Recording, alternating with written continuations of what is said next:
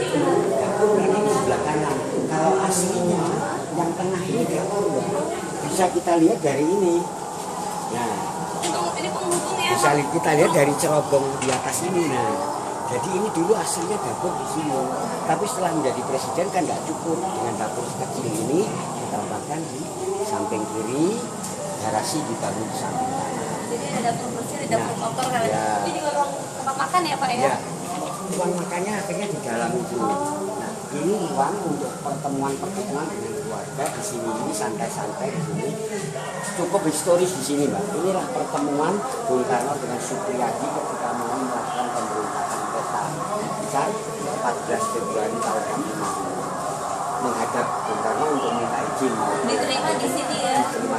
Bukan di ruang tamu, jadi emang sungguh-sungguh Kami cukup rahasia. Oh iya. Jalannya saja lewat belakang. Karena markas tentara peta itu tepat di belakang ini. Di belakang istana Bupati. Pembicaraan rahasia dilakukan di sini Om Bung Karno dengan Bapak Supriyadi. Ini ruangnya ini.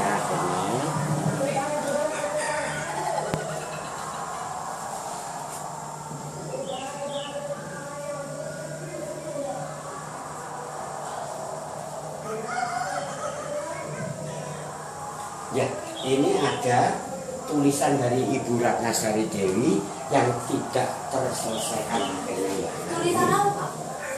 Ini ya. Bahasa. Dari tulisan dengan huruf katakana atau hiragana ya. Oh Jepang. Ini Jepang ya. Jadi ketika tahun 1985 Ibu Ratnasari Dewi sempat datang ke sini membawa pendeta dari kuil Tokyo untuk menulis ini yang rencananya dipasang di makam Bung Karno. Jadi ini tahun 1985 11 10 berarti 10 November buat proklamator kemerdekaan Republik Indonesia dari istrimu Ratnasari Dewi. Nah ini dibacakan ini doa-doanya buat seseorang yang sudah terbang ke langit, Soekarno, Presiden pertama Republik Indonesia. Nah itu untuk bapak dan ibunya. Tapi karena waktu itu tidak diperbolehkan untuk dipasang, akhirnya batal. Itu pun tidak dilanjutkan menulisnya. Mudah-mudahan nanti kalau Ibu Ratnasari Dewi tersentuh untuk melanjutkan, bisa datang ke sini biar dilanjutkan. Mungkin sekarang sudah boleh. Ya. Ya.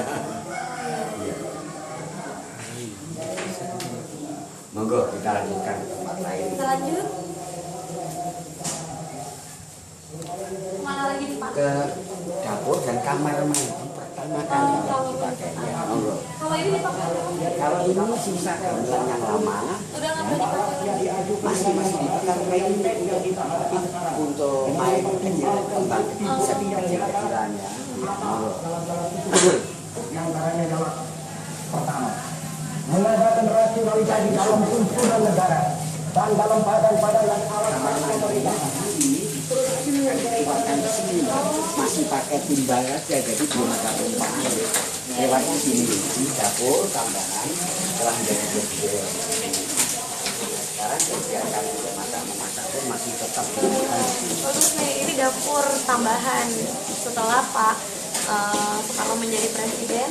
Kemudian sekarang setelah istana ini jadi museum, jadi ada dijual oleh-oleh khas Blitar. Ya, untuk menampung pengrajin-pengrajin kita, membantu pengrajin-pengrajin kita untuk memasarkan. Bagus banget idenya, cemerlang.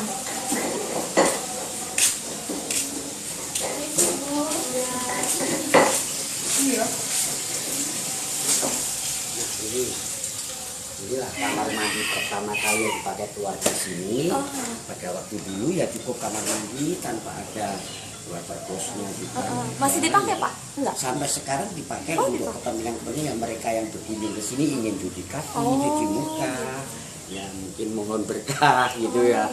Karena ya bagaimanapun Bung Karno dianggap sebuah kelebihan. Nah, tadi sudah kami sampaikan bahwa ayah Bung Karno kan meninggal di Jakarta. Iya. Terus setelah mau pemugaran, makamnya kan dipindahkan dijadikan satu dengan Bung Karno sekarang di Oh, nanti di ya. makam Bung Nah, Karno ya. sisa daripada nisannya masih tetap kita simpan di sini. Oh, ada sisa nisan ayah. Iya. Jadi kalau jenazahnya sudah dipindahkan langsung ke sana, Bapak, Ibu, Bung Karno di tengah, ini sisa nisan yang dulu di Jakarta. Di karet tensin dulu dimakamkan.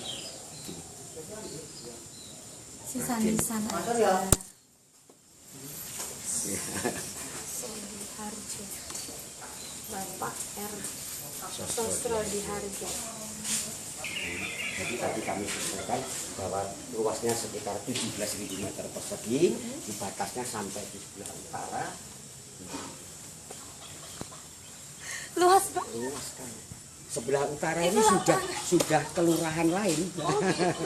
Ini masih kelurahan Kanan Wetan, sebelah utara sudah kelurahan Bendogrit. Berarti kalau misalnya kita bisa bilang ayahanda Presiden Soekarno juga emang orang kaya ya, orang berada. Ya kalau dikatakan berada ya memang apa ya agak bisa dikatakan begitulah. Ya, tapi guru. bukan keberadaannya bukan berlebihan Ya, gitu, kalau tapi guru karena zaman- memang rajinnya Oh kan. gitu.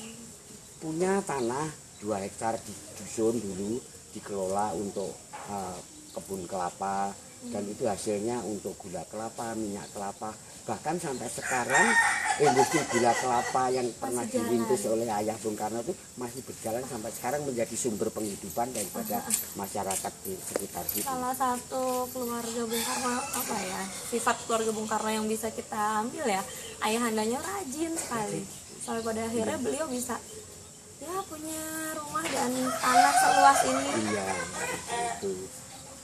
Bahkan kakak Bung Karno pun juga masih demikian. Setelah Bung Karno jadi presiden pun di sini ada pabrik sabun dan macam-macam Tapi lah. memberdayakan Industri, masyarakat ya, sekitar industri ya, Pak? kecil, ya. Oke, ini udah di apa tadi kita dari depan, terus ini udah yang di belakangnya rumahnya Bung Karno zaman beliau kecil, Istana Gebang ini. Oke. Ya, mungkin segitu aja dari awal tadi di depan sampai sekarang ini di belakang. Nanti mungkin kita bisa ceritakan lewat tulisan. Gitu ya, lewat tulisan kami di blog kita. Oke? Nah ini bisa kita lanjutkan ke mobil. Oh gitu. Iya. Oh masih ada ternyata, ada garasinya. Iya. Ayo teman-teman kita Mari. ke garasinya.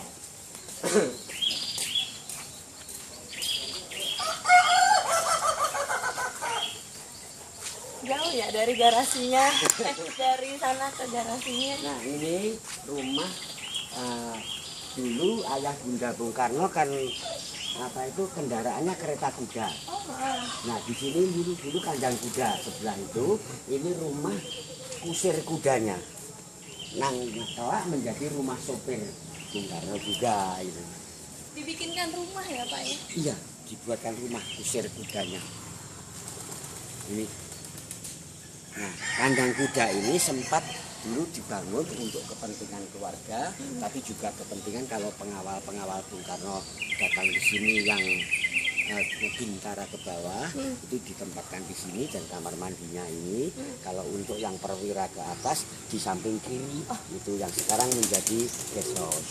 Oh iya ada guest house. Nah ini bangunan tahun 51 yang sebelah ini yaitu Balai Kesenian. Oh, Ya, masih nanti dipakai kita- Pak sampai sekarang masih ya? sampai sekarang kegiatan Yang seadanya tanggal 6, setiap tanggal 6 Juni hari kelahiran hari Bung kelahiran Bung Karno ya. Karno kita wayangan Masih di sini. dipakai ya? Itu ya masih. Nah, yang di ujung belakang itu tetap seperti dulu musolanya. Ini mobilnya. Wah. Tapi yang sebelah sana Ini mobilnya Bung Karno zaman dulu, keren banget. tapi bukan yang ini, yang itu, Mbak. Bukan yang ini. Nah itu mobil Mercy tipe 190G buatan tahun 1961. Ini Mercedes-Benz. Ya, nomornya memang sudah menjadi nomor kita. Dulu F dari Bogor.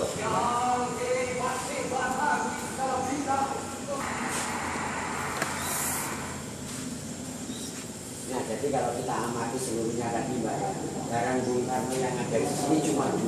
Oh iya. Ya, yaitu mobil Tongkat sama dan mobil. tongkat ya. Yang lainnya barang ayah bundanya, barang kakaknya, Bung Karno sampai bawa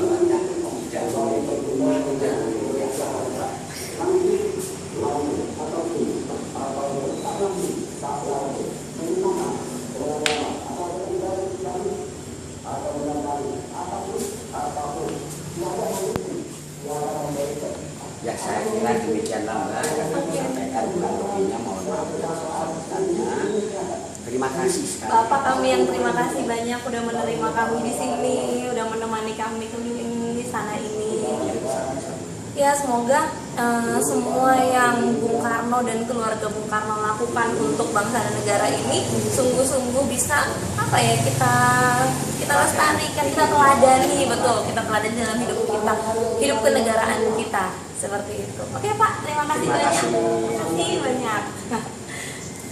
Indonesia sekarang kita lagi ada di Perpustakaan Nasional Republik Indonesia, UPT Perpustakaan Proklamator Bung Karno. Ini di daerah Kalasan, Blitar, Jawa Timur. Oke, ini perpustakaan didedikasikan untuk Bung Karno, berada di depan makam Bung Karno. Sekarang kita lihat dalamnya.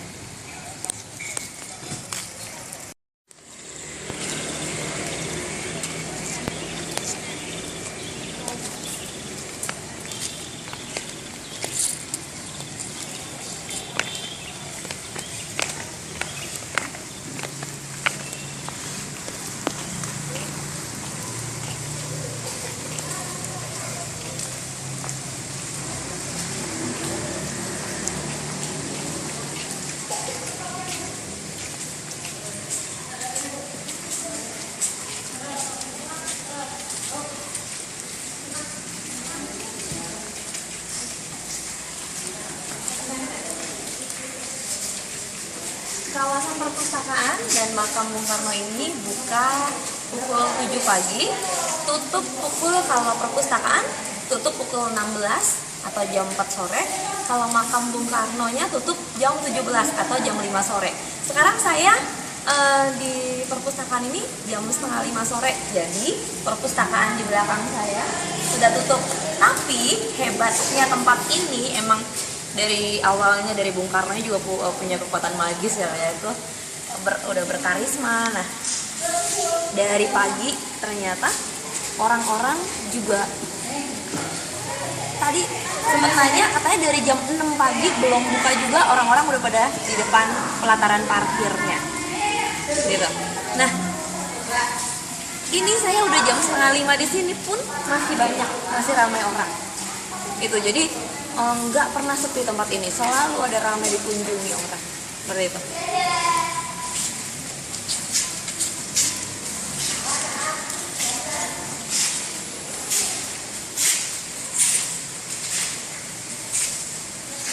Nih yang biasanya spot untuk orang-orang berfoto.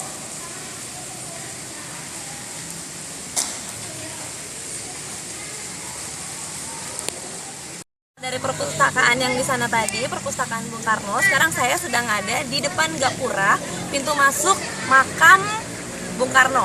Oke, sekarang kita mulai masuk. Ini udah hampir jam 5, sebetulnya udah hampir tutup, tapi kita nanti buru-buru. Ayo. Dan di dalam masih ramai orang, hebat banget. Yuk, silakan.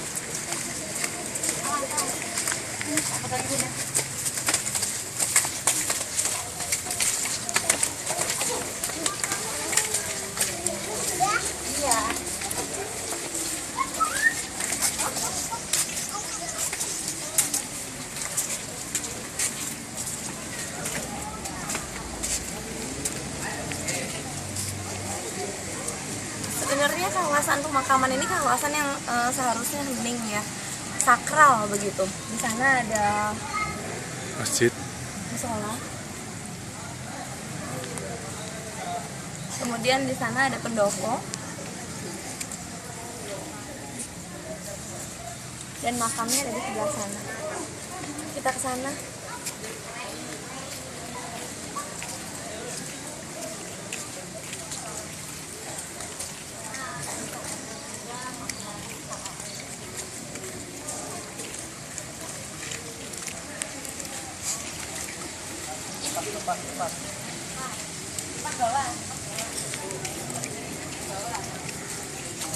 Di semua bagian alas kaki semuanya dilepas. Okay.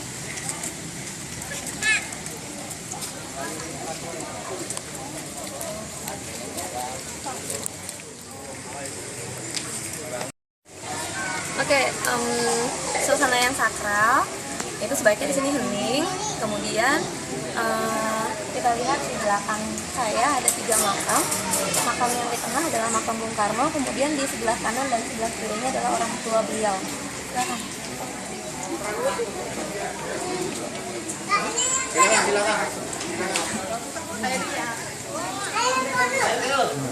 Ini orang tua, oh ini ayahnya, kemudian yang di sebelah sana.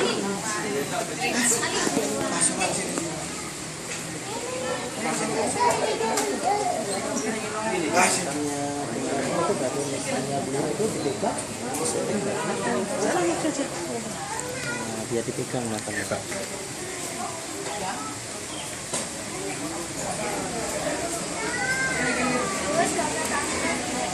Ini batu nisan ya, batu nisan sang proklamator Indonesia, Insinyur Soekarno.